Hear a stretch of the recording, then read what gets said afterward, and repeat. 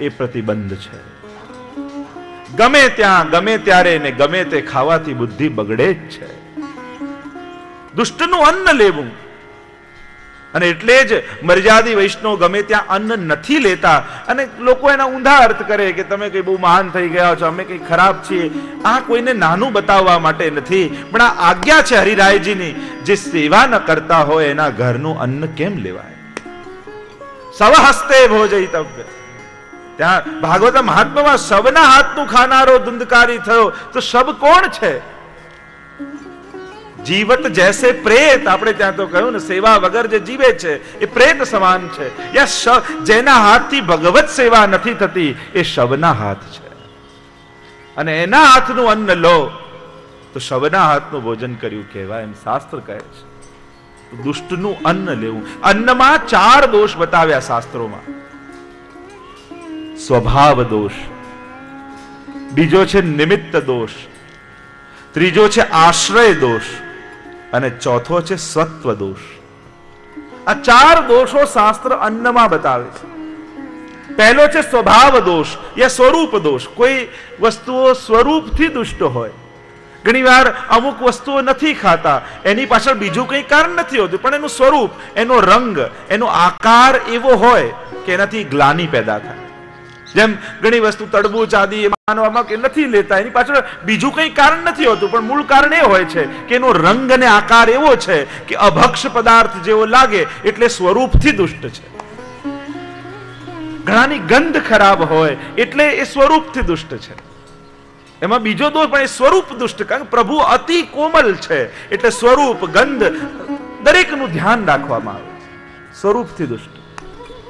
બીજું છે નિમિત્ત દોષ. જેમ તમે સામગ્રી આદિ સિદ્ધ કરી, એમાં કંઈક વાળ પડી ગયું કે જીવ જંતુ પડી જાય તો કંઈક નિમિત્તને કારણે દુષ્ટ થઈ ગયું, તો એવી વસ્તુ ગ્રહણ ન કરાય. એ નિમિત્ત દોષ અન્નનો કહે છે. ત્રીજું કહ્યું આશ્રય દોષ. અન્ન શુદ્ધ છે, બધું જ બરાબર છે, પણ આશ્રય એટલે કે જે પાત્ર લેવામાં આવ્યું છે પાત્ર એઠું હતું, ગંદુ હતું, યા બનાવનાર સ્નાન કર્યા વગરનો હતો, અપવિત્ર અવસ્થામાં હતો. જેણે અન્ન બનાવ્યું છે તે અન્નનો આશ્રય દોષ છે.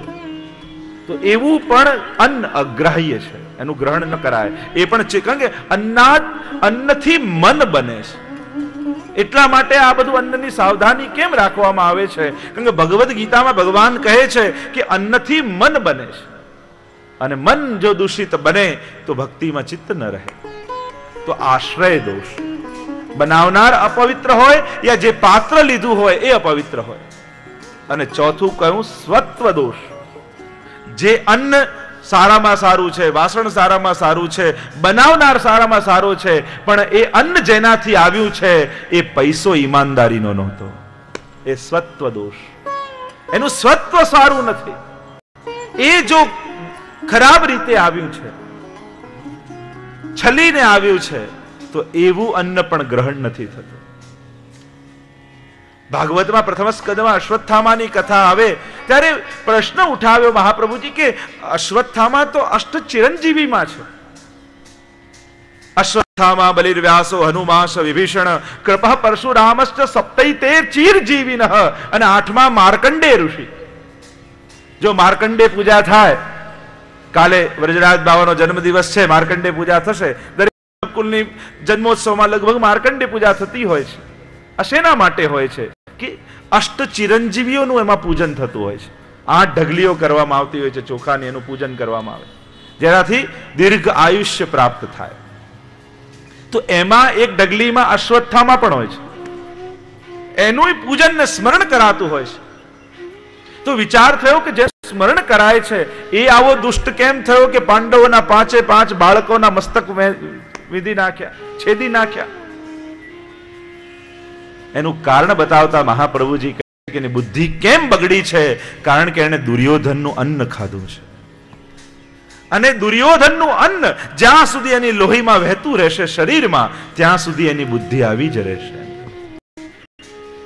આ અન્નનો પ્રભાવ છે. મહાભારતમાં એવી કથા કહેતા હોય છે, એકવાર જ્યારે યુદ્ધ શરૂ થવાનું હતું ત્યારે દુર્યોધન આવ્યો સહદેવ પાસે.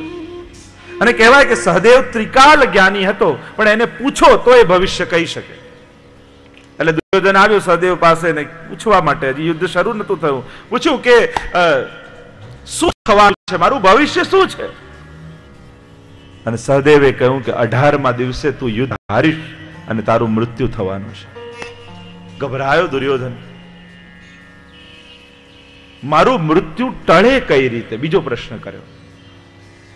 સહદેવે કહ્યું કે કોઈ સંત, કોઈ શ્રેષ્ઠ, કોઈ સત્વ વાળો વ્યક્તિ જો તને આશ્રય આપે તો તારું મૃત્યુ ટળી જાય. તુરંત પ્રશ્ન કર્યો દુર્યોધને, તો આવો સત્ય પ્રતિષ્ઠિત વ્યક્તિ છે કોણ? ત્યારે સહદેવે કહ્યું કે દાદા ભીષ્મ, એ જો તને આશ્રય આપી દે તો તારું મૃત્યુ ટળી જાય. દુર્યોધને તરત પૂછ્યું, પણ એ મને આશ્રય આપે કેમ? સહદેવે કહ્યું, જો એમની બુદ્ધિ બગડે તો તને આશ્રય આપે. તુરંત દુર્યોધને પૂછ્યું કે એમની બુદ્ધિ કઈ રીતે બગડે? અને સહદેવે કહ્યું, જો એ દુષ્ટનું અન્ન ખાય તો એની બુદ્ધિ બગડે. તો દુર્યોધને કહ્યું, આવો દુષ્ટ છે ક્યાં? સહદેવે કહ્યું, તું. બધાને મારીને તારે જીવવું છે, તારા કરતા મોટો દુષ્ટ કોણ? જો તારું એઠું એ ખાય તો એમની બુદ્ધિ બગડે. દુષ્ટનું એઠું જો એ ખાય તો બુદ્ધિ બગડે. અને એટલે જ પુષ્ટિ માર્ગમાં આ બધું ધ્યાન રાખવામાં આવે છે. આ કોઈની મનોકલ્પિત વાતો નથી કે મને સૂજ્યું ને આમ કરવા લાગે. આ બધી શાસ્ત્રોક્ત વાતો છે. આ બધું ધર્મના નિયમોમાં આવે છે. અને એટલે આ બધું સાચવવામાં આવતું હોય છે, એઠું જૂઠું આદિ, કારણ કે શાસ્ત્રે મના કહી છે. શ્રી ગુસાઈજી પ્રભુ ચરણે પોતાનું ચરવિત તાંબુલ આપ્યું ગોપાલદાસને, અને બુદ્ધિ કેવી અલૌકિક થઈ ગઈ. એ અધરાવૃત કહેવાય છે. નંદદાસજીને જૂઠન પાતલ આપી અને એક વિષયમાં આસક્ત નંદદાસજી, એ જ પ્રેમ ફેરવાઈ ગયો ઠાકોરજી તરફ. બુદ્ધિ અલૌકિક બની. એવા તો અનેક પ્રસંગો 84-252 આપણે જોઈ શકીએ. તો આમ દુષ્ટા અન્ન ભક્ષણમ, એમ શ્રી હરિરાય મહાપ્રભુજી આજ્ઞા કરે, દુષ્ટનું અન્ન નહીં ખાવું. આપણને ખબર છે કે આ આમ છે, બને તો અન્ન ન લેવું. આગળ કહ્યું અસમર્પિત ભક્ષણમ, પ્રભુને ધર્યા વગરનું અન્ન એ લેવાથી પણ ભાવનો બાધ થાય છે.